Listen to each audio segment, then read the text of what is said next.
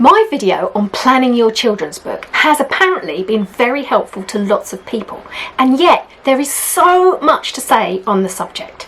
So in this video I'm doing a 2021 update. If children's books are your thing, then make sure you stay tuned for some super duper tips.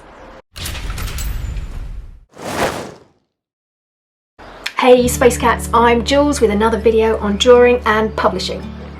Check out my website and Patreon page for more details on tutorials. The link is below and I will be eternally grateful for you showing the love. And don't forget to like the video, comment and subscribe for more videos like this that come out every Friday. I often talk to people who have a story idea, or they might have even started to write one, but they just don't know how to tackle it.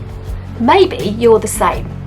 Or perhaps you feel like you would love to write a children's story for people in your family or in your community. So here are my top 9 tips. The very first thing you're going to need is an idea. My ideas usually come from a what if moment. I might be doing something really boring like washing up and looking out into the garden at the cat next door. My what if moment might be something along these lines. What if the cat suddenly started acting suspiciously? What if it started digging something up? What if I saw him pull out a treasure chest?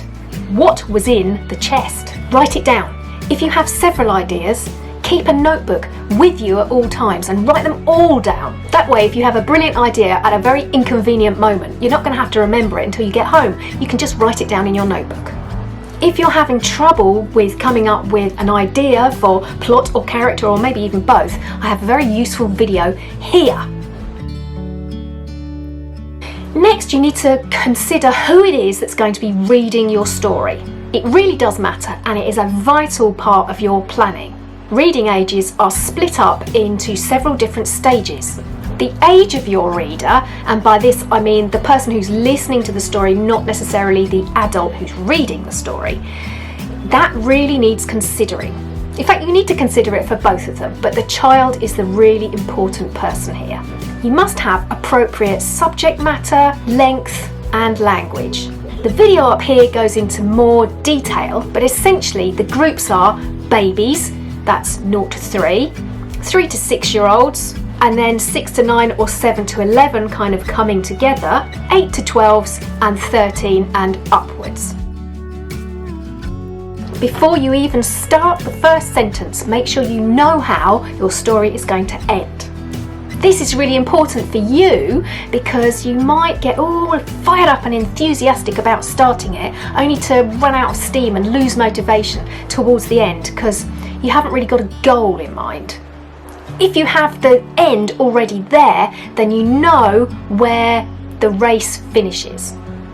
It also helps enormously with the structure of your story because you know how many pages or spreads you need to take up that end bit, and then you can start planning backwards. Then you can move on to the beginning. You need to capture your reader's interest. So are you going to start the page with the plot, character, maybe the setting, maybe a combination of all of those things? Your language is going to be really important here, as well as the start of the unfolding of any illustrations that you've got. For picture books and younger readers, you need to jump straight into the story. There's no time for flowery descriptions and long-winded explanations about things. Young readers want to know who is in the story and what is likely to happen. Think about your first line. Does it make you want to read on?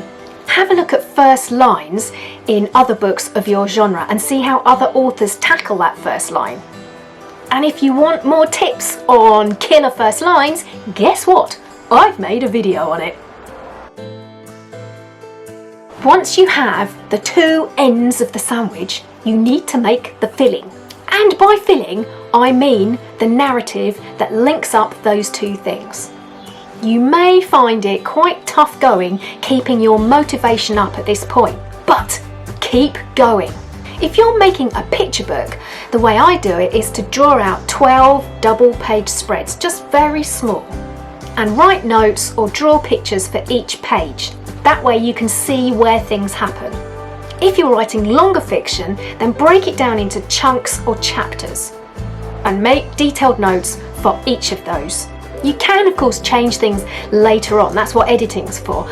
But just to have that framework to work from, it's really very helpful to make sure that you get from the beginning to the end of your story whilst maintaining that motivation.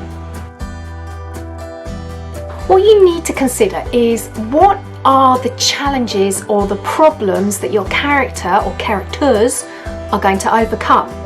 There is a sort of general structure that is really useful to have in your mind and to use. It's called the story shape. I usually think of it as a sort of roller coaster shape.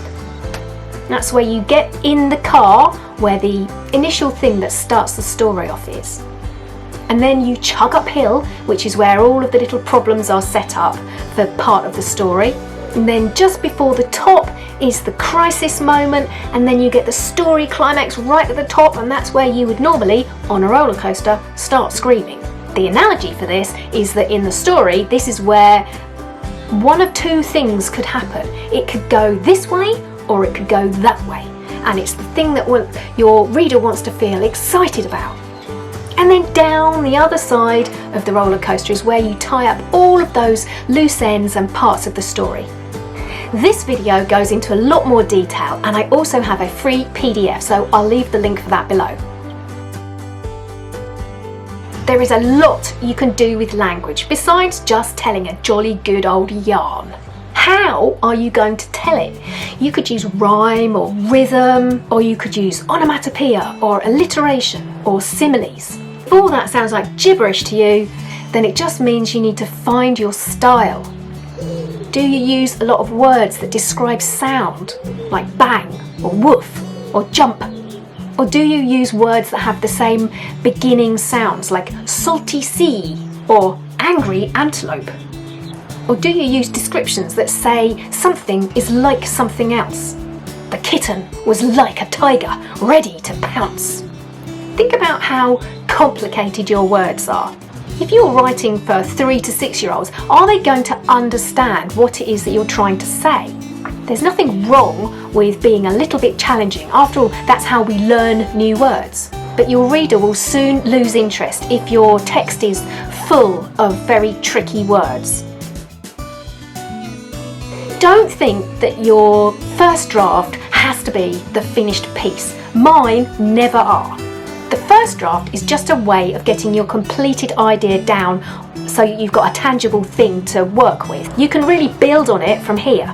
You can change some things, you can see if the pace is right, and if there are any parts that happen too slowly or too quickly. Test out character names and read it aloud to yourself. When you've done that little bit of work, you might want to put it down for a couple of weeks maybe and just leave it alone. It's a lot easier to see any mistakes or things that you might want to change if you haven't been consistently looking at it over and over again. When you've got to this point and you're quite happy with it, you might wonder what's next. Well, there are several avenues open to you. You could submit it to a literary agent or a publisher, or you could send it out to a freelance editor to get some advice, or you could think about self-publishing it. If you decide to self-publish, you don't need to have a squillion pounds or dollars behind you to do this. You can upload it and do a print-on-demand service so that you just have to buy a few copies, however many you want. It's very affordable these days. Or you could send it out to a printer and get a couple of 100 copies printed if you're confident you're going to be able to give them away or sell them. Or you could produce it as an ebook, and that really won't cost you anything at all other than your time. You could even print stuff out on your home printer and give it out to family members to read, and that way you're going to be getting some really good feedback very directly from people that you know and trust. And if you've done one of those things, then I think you should be really proud of yourself, because you're doing something that maybe other people want to do but haven't actually done. If you'd like further artist tutorials, I have a variety of short courses that will help you. There are real-time sessions looking at painting, drawing and marker pens, among others. And if you're keen on producing your own book, there is a more in-depth course on what you need to know about self-publishing a book with illustrations. And that covers making key decisions, how to make layouts and dummy books, rhythm and pacing, as well as several tutorials on illustrating your book, and a look at the tech. You can either hop over to my website or join me on Patreon for more information.